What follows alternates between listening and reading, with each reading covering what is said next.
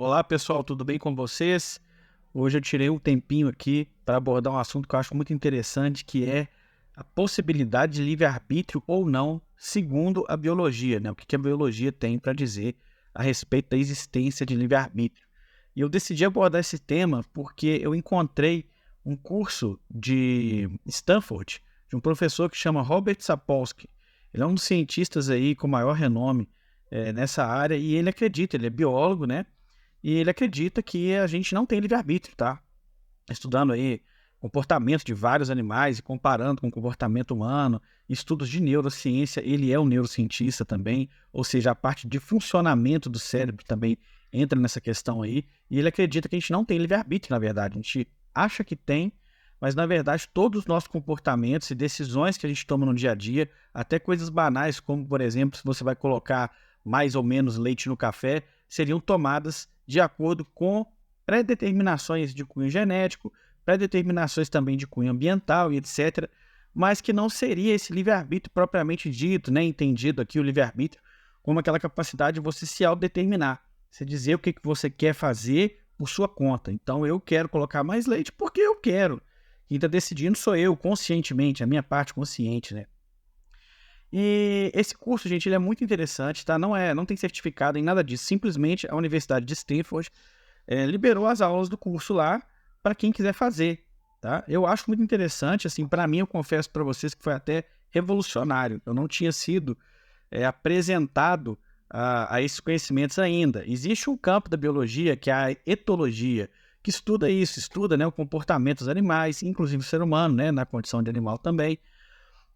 Mas eu nunca tinha visto nada tão a fundo assim. Ele parte desde o inicinho lá, explicando conceitos básicos e vai cada vez ficando mais complexo e tal. E o curso dele não é feito para biólogos, então qualquer pessoa que esteja interessada e queira assistir às aulas lá, dá para pegar. Tem uma ou outra coisa mais técnica de biologia que a pessoa vai ter que estudar um pouquinho por fora. No caso, para quem está fazendo o curso na universidade, né, para quem lá é um curso presencial, a pessoa tem que ir lá e fazer. Para quem faz lá, eles têm um programa de catch-up, né? Para a pessoa poder, de nivelamento, para a pessoa chegar no nível ali das coisas mais técnicas de biologia, mas não tem nada muito complexo, não. Se você tiver feito um bom ensino médio aqui no Brasil, pelo menos aí nos últimos 20 anos, você já vai ter visto a base de genética necessária para entender, enfim, é coisa simples. A pessoa tem que entender o que é um anticorpo, o que é um gene, apesar que ele explica o que é um gene também. Mas, em resumo, pessoal, o curso é muito bom e eu fui muito surpreendido, né, com algumas coisas que eu vi ali. Então, a gente precisa primeiro, para saber se a gente tem livre-arbítrio ou não, definir um pouquinho do ponto de vista da neurociência, né, da biologia, o que é esse eu, o que é essa pessoa que decide. Se você tem livre-arbítrio, se você acha que você decide por si mesmo, então primeiro a gente tem que dizer o que é você, né? O que nos compõe. E aí, basicamente, fazendo um paralelo aqui, seria o seu cérebro seria como se fosse o hardware do seu computador. A placa de vídeo, a placa-mãe, a parte material, a parte física ali do computador, os componentes eletrônicos do computador, seriam o equivalente ao seu cérebro, seu neurônio e tal, seus neurônios, né? As sinapses todas ali. Agora, você seria mais ou menos como se fosse ali o software do computador. Então, você é como se fosse um Windows, um programa de computador, um app, né? Um app. Então, você seria um produto, a sua consciência, você enquanto ser que sabe de si mesmo, que sabe da própria existência, né, que é senciente, você seria o software. Você seria como se fosse o Windows ali, né? E para nós isso tudo faz muito sentido, mas existem certas coisas aí, certas nuances, certos estudos, certas situações que deixam a gente com uma pulga atrás da orelha em relação a quem nós somos, a como o nosso eu é formado. E aí, a esse respeito, eu acho muito interessante as pesquisas que tem, que é chamado em inglês de split brain, que basicamente o seu cérebro tem dois hemisférios. Se você já viu o cérebro humano na sua frente, você vai ver, né, você vai notar que o cérebro é como se fosse dividido em dois, são duas metades ali, né? E, na verdade, essas duas metades elas têm funções ligeiramente diferentes, né? Algumas funções vão estar em uma, outras funções vão estar em outras e tal. E em alguns casos de tratamento de epilepsia, fazia-se isso, né? Dividia-se o cérebro. Não sei se isso ainda é feito, se esse procedimento ainda é feito, tá? Não sou médico, não sei dizer isso. Mas pelo menos antigamente se fazia isso, de dividir os dois hemisférios, tá? Tem um corpo que liga, uma série de fibras nervosas ali que liga um hemisfério no outro. Então você faz um corte ali, divide, e aí os cérebros, as duas metades do cérebro ficam separadas, né? E aí, gente, muda tudo completamente. Então, por exemplo, você tampa um olho da pessoa, e é importante saber que um olho, a informação que entra por um dos olhos é interpretada num hemisfério, e a informação que entra pelo outro olho é interpretada pelo outro hemisfério. Então, se você dividir os dois, eles não estão comunicados, o que um olho vê só é informado para uma metade, para um lado do cérebro, para um hemisfério. O outro lado não fica sabendo.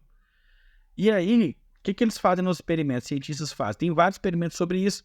Um que eu estou me lembrando aqui, basicamente, é colocado em uma tela aqui na frente. Nessa tela, metade dela vai mostrar um martelo e na outra metade vai mostrar uma serra, tá? Então ele está vendo com um dos olhos um martelo, com o outro olho a serra. E o que acontece? Você desliga aquela tela e pergunta para a pessoa, fala assim, o que você viu? Aí, a metade do cérebro que é responsável pela fala vai dizer que viu um martelo. Pô, vi um martelo, tinha um martelo aqui na tela. Ok, então agora desenha para mim o que você viu. A parte que desenha não é a mesma parte que é responsável pela fala. A parte que desenha a serra. Porque ele viu a serra de um lado, o martelo do outro. O olho que viu a serra é o que desenha. Ele vai lá e desenha uma serra e na hora de falar ele fala martelo. E é a coisa mais esquisita do mundo você vê isso, tem isso gravado no YouTube. Eu vou ver se eu consigo colocar para vocês aqui o vídeo que mostra esse experimento. Esse experimento foi gravado. E a pessoa está respondendo ali com toda a sinceridade do mundo dela. Né? Realmente ela acha que ela viu um martelo e desenha lá a serrinha, né, e tal. Mas por que eu estou fazendo isso? Por que eu estou falando isso? Porque eu estou mencionando esse experimento aqui para falar de livre-arbítrio. Porque, pessoal, esse eu que a gente entende como nós mesmos, né, do ponto de vista da parte de neurociência, ele é formado através da mistura desses dois hemisférios, né? Então tem uma parte no cérebro que vai gerar uma consciência como se fosse um único indivíduo. Mas, na verdade, as coisas estão sendo processadas de maneira diferente e individuais em partes diferentes do cérebro. Existe algo que junta aquilo ali tudo e que dá a noção de consciência, né? Outra coisa que eu achei interessante, outro experimento que eu achei interessante também, para falar também de livre-arbítrio, são os experimentos que medem a atividade dos neurônios antes das decisões, durante tomadas de decisão. E, basicamente, a sua parte consciente do cérebro, a parte que faz sentido a respeito da decisão, ela é acionada depois do que a parte que realmente toma a decisão. É como se seu cérebro tomasse a decisão primeiro e depois você fosse lá e interpretasse aquilo e desse um sentido para aquilo. E você vê isso nos exames. Então também é uma coisa mais palpável, né? E aí você fica pensando, putz, então se eu coloquei mais leite no café, eu vou lá, coloquei e resolvi colocar mais leite. A parte do seu cérebro que decidiu colocar lá o leite, né, que processou a informação, vou colocar o leite, ela agiu antes do que a sua parte de o porquê disso. Então você decide primeiro e justifica depois. Então é uma coisa muito louca. A nossa parte consciente, você conscientemente vai achar que... Vai achar, por exemplo, não, eu coloquei mais leite porque eu achei que estava muito escuro, queria que ficasse mais claro. Né? Queria que o sabor não ficasse tão forte do café, queria diluir ali mais o café.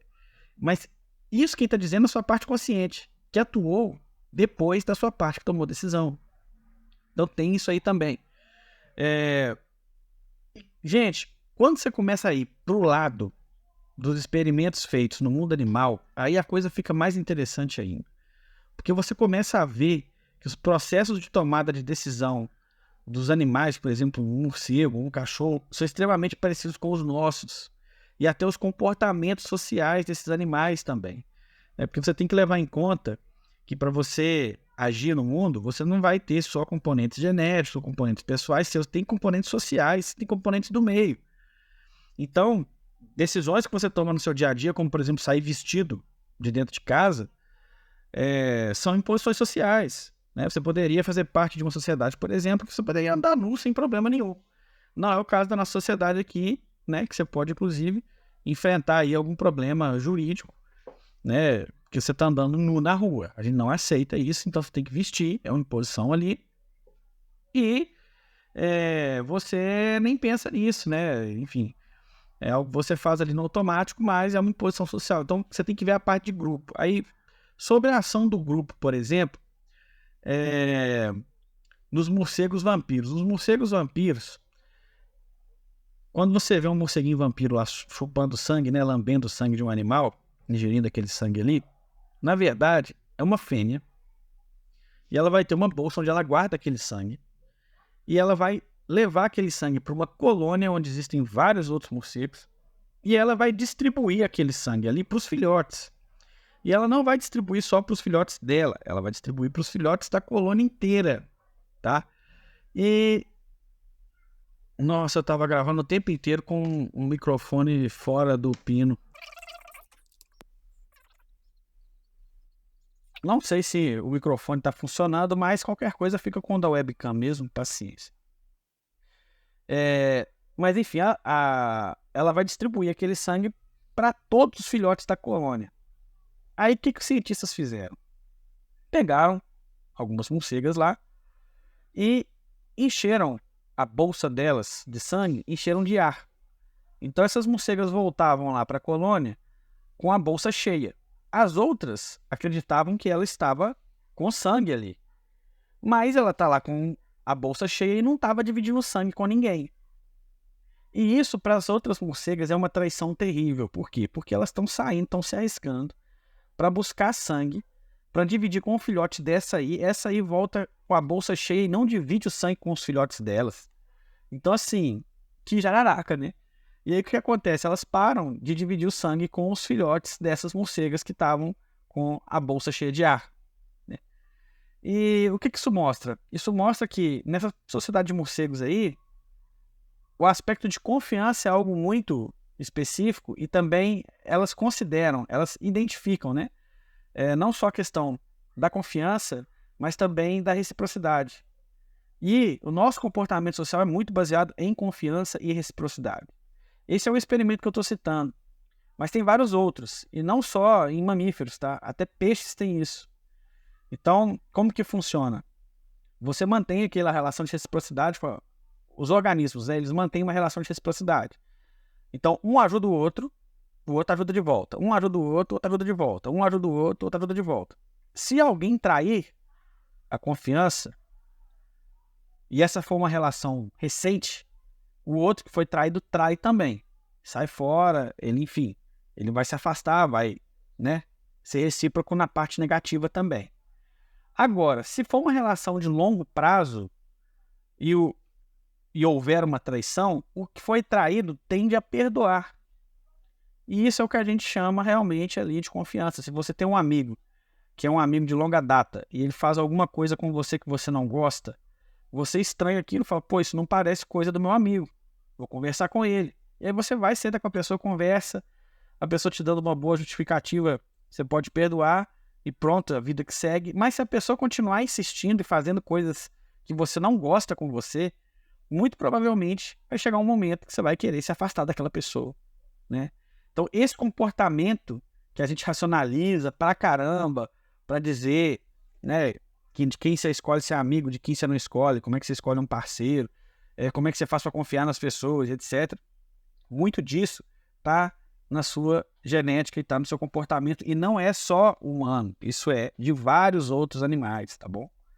E tem também aquela velha história, né? Imagina se você tivesse condição de conversar com um pastor alemão racional, que pudesse falar. E aí você vira para ele e fala assim, pastor alemão, por que você é tão obediente e disciplinado? Sendo um animal racional, ele dificilmente diria para você, não, porque eu sou um pastor alemão, então eu estou geneticamente condicionado a ser um cão mais respeitoso, a ser um cão mais disciplinado, que aprende melhor, isso está no meu sangue. Dificilmente ele vai te falar isso.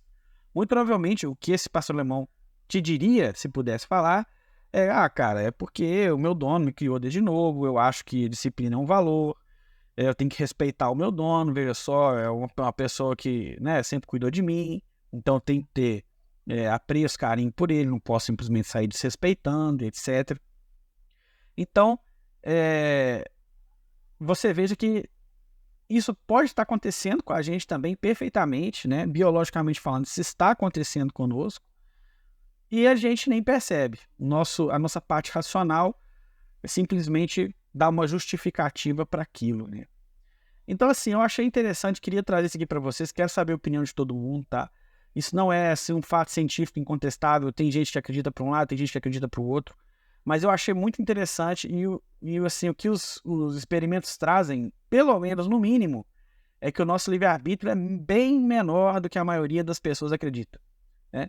Eu falo isso aqui com base na minha experiência pessoal, né? A maioria das pessoas que eu já conversei sobre isso, elas acham que a gente tem um nível muito grande de autonomia nas decisões. E quando eu começo a falar um pouquinho mais dos experimentos que existem e de como o cérebro funciona mesmo, elas vão percebendo que, na verdade, não, que a gente tem pouco livre-arbítrio, né? Que a gente tem pouca capacidade de decidir por nós mesmos. Tem tantas outras coisas envolvidas aí que o simples alvedrio aí da pessoa é muito reduzido, tá? Então deixa aí nos comentários. Eu tô com a intenção de fazer um vídeo desse aqui com um roteiro bem melhor, colocando ali mais referências, dizendo quem fez quais experimentos, etc. Apesar que se você colocar aí no Google Split Brain Experiment, né? Você vai achar vários experimentos sobre esses procedimentos de divisão dos hemisférios do cérebro, tá? Isso aí é amplamente conhecido. E também as aulas do Sapolsky que eu mencionei aqui estão aí de graça, é só entrar no YouTube e ver. E, enfim. Então é isso, pessoal. Espero que vocês tenham gostado. Eu acho que a gente tem, vou deixar minha opinião aqui, não vou me omitir, não. Eu acho que a gente tem livre-arbítrio, sim, só que esse livre-arbítrio é muito reduzido. Eu acho que é pequeno. A gente acredita que tem muito controle sobre coisas que a gente não tem. E a maior parte do que a gente está achando que decide, que pensa e etc., já foi processado antes. A única coisa que está acontecendo é que seu cérebro está amarrando aquilo tudo na sua parte consciente, né? Desse seu eu, que engloba as diferentes partes do cérebro, e dando uma justificativa para aquilo que já tinha sido processado anteriormente, né? Então é isso, um abraço a todos, beijão e até a próxima.